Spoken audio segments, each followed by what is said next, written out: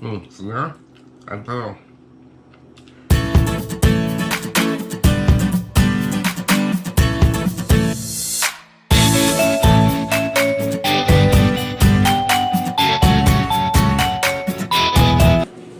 Mga kabayan, kumusta ulit kayo? Ito na naman tayo.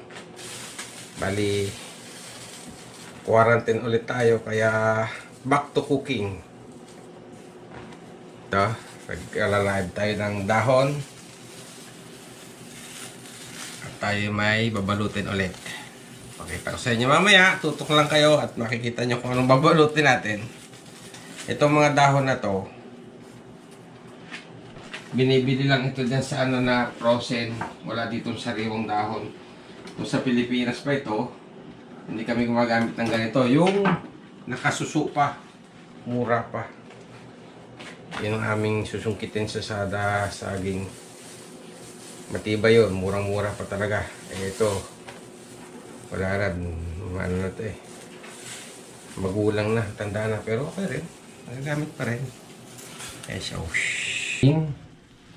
kasaba. O nga pala, hindi ko nasabi kayo. Ang gagawin natin ay suman balinghoy.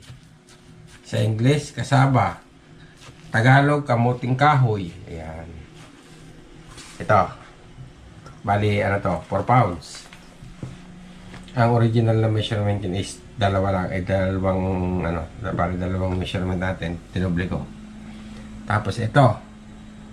1 cup. Itong ating buko, optional lang naman ito, pwedeng wala. Kaya yung iba nga, pwedeng alangka eh. Depende sa inyo, ito 3 cups na sugar. Yan lang.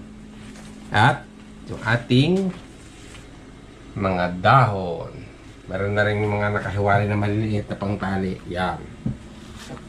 Guys, unahin natin ilagay itong asukal na brown.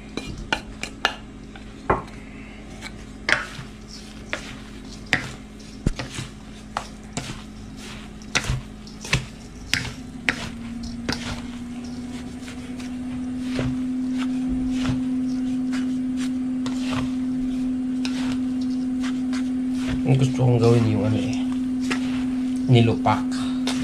Wala pala akong makitang pagbabayuhan eh. Pero pwede siguro sa mixer yun pagka magkunti lang ang quantity niya. Yan. Lagay na natin itong ating buko.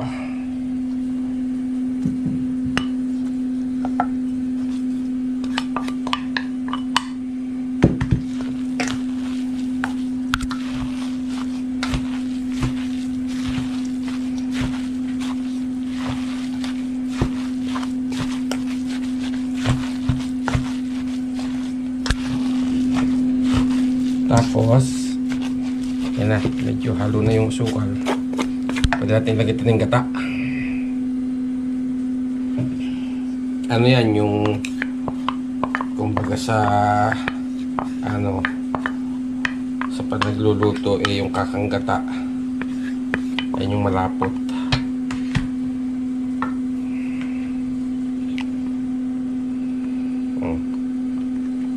Simot na siya.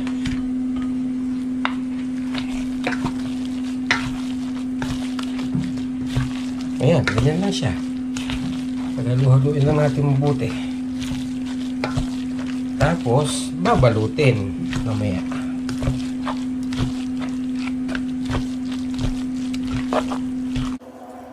Kaya po siya eh.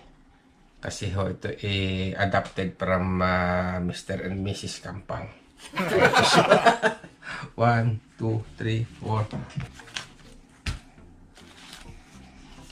Mahaba ito. Nakakita ka.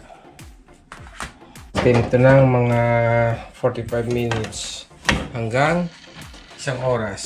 Depende kung gano'n siya mong luto. Tapos, takip. Ayan na. Ayan na. Sabi sa Batangas, papasingawan.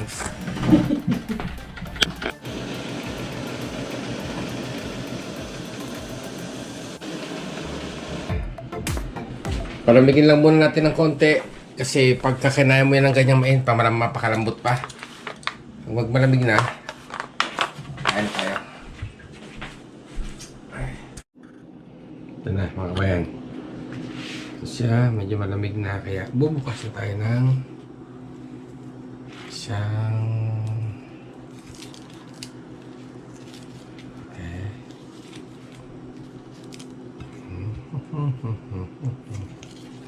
Yan. Yan na yung suman.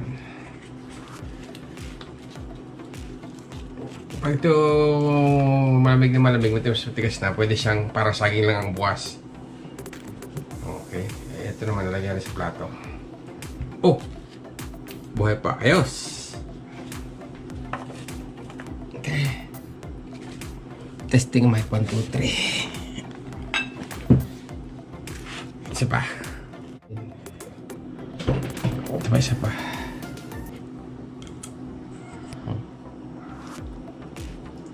Oh, balikat. Ang kape nila, kape.